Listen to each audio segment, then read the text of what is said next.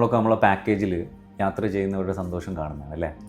ഒന്നാലോചിച്ച് നോക്കുക, കാശ്മീരിലും ഇതേപോലത്തെ യാത്ര പോയ ആൾക്കാരാണ്. ഒരുപക്ഷെ ഒരുപാട് കാലത്തെ പ്ലാനിങ് ആയിരിക്കും, 2-3 കൊല്ലത്തെ പ്ലാനിങ്, കുടുംബത്തിനൊപ്പം ഒരു യാത്ര, കല്യാണം കഴിഞ്ഞാൽ ഹണിമൂണിലൊരു യാത്ര, ചിലപ്പോൾ ആനുവൽ വെക്കേഷനിൽ വർക്ക് പ്രഷറും കാര്യങ്ങളും എല്ലാം ഒന്ന് റിലീസ് ചെയ്യേണ്ടിയിട്ടൊരു യാത്ര. ആ യാത്രയിൽ അധികവും നമ്മൾ സഞ്ചരിക്കുക ഏറ്റവും ഇഷ്ടപ്പെട്ട ആൾക്കാരെ കൂട്ടിയിട്ടായിരിക്കും. ഫാമിലിയായിട്ട് പോകാൻ നമ്മൾ ഏറ്റവും വേണ്ടപ്പെട്ട, അതിൽ ഉല്ലസിക്കാനും എല്ലാം മറന്ന് സന്തോഷിക്കാനും പോയ യാത്രയിൽ തിരിച്ചു വരുമ്പോൾ നമ്മളെ ലോകം നമ്മളെ കയ്യിലില്ല എന്നുള്ള തോന്നലിലേക്കായി പോയില്ലേ കാശ്മീരിലെ അവസ്ഥ. ഈ ഒരു വിഷയത്തിൽ കാശ്മീരികൾ ഒരുപാട് പേര് കുറ്റപ്പെടുത്തുന്നുണ്ട് രാഷ്ട്രീയ ബേസായിട്ട്.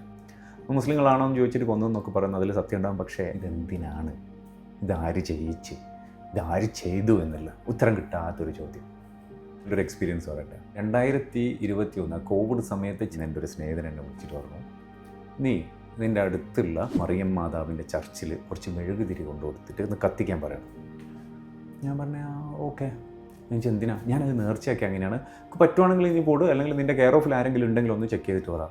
ഞാനിപ്പോൾ റാസൽ ഖൈമറിൽ എൻ്റെ ഫ്രണ്ടിനെ വിളിച്ചു. അപ്പോൾ അവരെന്നോട് പറഞ്ഞു ഇങ്ങനെ ഉണ്ട് റാസൽ ഖൈമർ ഇങ്ങനൊരു സ്പോട്ട്. ഇങ്ങനെ ആ ലൊക്കേഷനിൽ പോയി കയറുമ്പോൾ തന്നെ ഒരു സെക്യൂരിറ്റി മലയാളി, നമുക്കുണ്ടാവില്ല ഒരു ചെറിയ കള്ള ലക്ഷണമോ, കാരണം നമുക്കറിയാത്തൊരു സ്ഥലത്തേക്ക് കയറി പോകാണല്ലോ.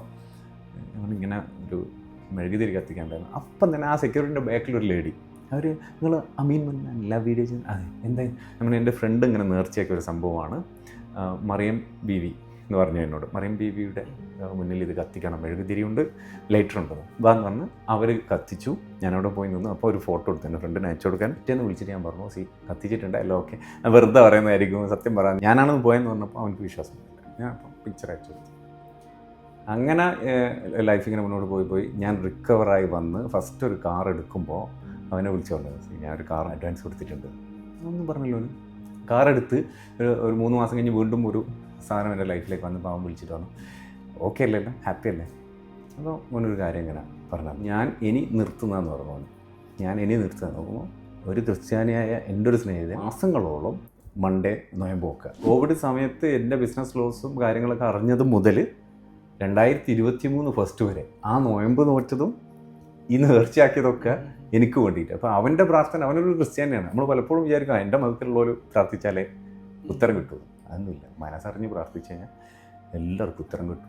അവൻ്റെ പ്രാർത്ഥനയും കൂടിയാണ് എനിക്കിപ്പോൾ എന്തൊക്കെ നേടാൻ പറ്റിയെന്ന് വിശ്വസിക്കുന്നത്. അവിടെ ഒരു ക്രിസ്ത്യാനി എനിക്ക് വേണ്ടിയിട്ട് എൻ്റെ ഒരു സ്നേഹിതം ചെയ്തു. എല്ലാ മതങ്ങളും വന്നത് മനുഷ്യനെ മനുഷ്യനാക്കാനാണ്. മനുഷ്യത്വം എന്ന് പറയുന്ന സാധനം ബി ഗുഡ് അല്ലേ, നമ്മൾ നന്നാവുക എന്നുള്ളതിലേക്കാണ്. ഇവിടെ നമ്മളെല്ലാവരും പ്രാർത്ഥിക്കണം. കശ്മീർ യാത്രയിൽ പോയവർ മരണപ്പെട്ടവർക്ക് വേണ്ടിയിട്ടും അവരുടെ കുടുംബത്തിന് സമാധാനം കിട്ടും. അതിലൊക്കെ അപ്പുറം ഇത് ചെയ്തവരെയും ചെയ്യിച്ചവരെയും നമ്മൾ ഇന്ത്യൻസിന് മനസ്സിലാക്കാൻ പറ്റണേ എന്നുള്ളൊരു പ്രാർത്ഥന.